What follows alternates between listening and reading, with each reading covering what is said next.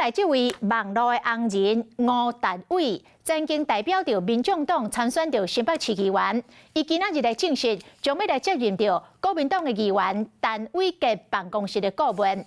民众党的党主席郭文提讲，每一个人拢爱生活，伫倒位工作无影响。也毋过安尼一来，恐惊会打乱着民众党2026年伫新北市议员选举的布局。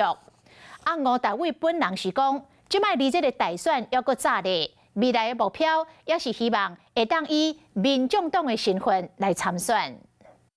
委员长，行政某一沓资料，今仔日的立法议会，黄国昌真早就来啊！就算平常时郭文提无到场，伊是8立委当中上早到的。即马伊负责的新北选务，所有家己人互拿赢来乌人。国民党团这边因为他们的这个社群啊，可能是需要一些帮忙，所以当然他特别邀请我过去协助。其实吴达伟伫咧2022年就用民众党的身份参选邦桥市议员，败选了后继续伫咧同一个所在，甚至阁和当时要参选立委的国民党参选人叶元之同台，和拿赢关系袂歹。就连因某嘛是校市府的青年局局长，即马选择来协助拿赢，是不是早就有暗算？我不意外，因为这2天我都有在议会里面看到达伟，国民党团找吴达伟加入，我相信在空战上面应该会有一点点的帮助。对我来讲，当然就是我也非常希望了解议员的运作跟他们的想法，所以对我而言，我们当然就是有更多的沟通管道。不过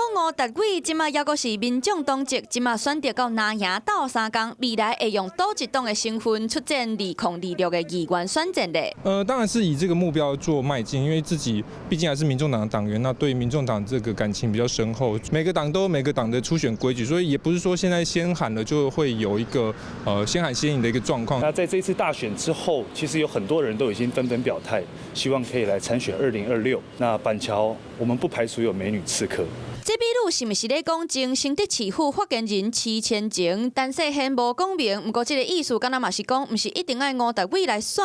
伫蔡壁如了后，即马白赢都靠拿赢，搁再加一个，郭文提是真无奈。这好像没有矛盾啊，反正到时候一定会有初选办法嘛，会再处理啊。至于现在每个人都要生活啊，去哪里工作，我想这没有影响。曾经美好的过去，战友是一个对一个离开，民众党2026的布局是开局不利。Hello， 我是林明瑞。想要抢先掌握最及时的新闻资讯吗？赶快订阅、按赞、开启小铃铛，锁定我们华视新闻的 YouTube 频道。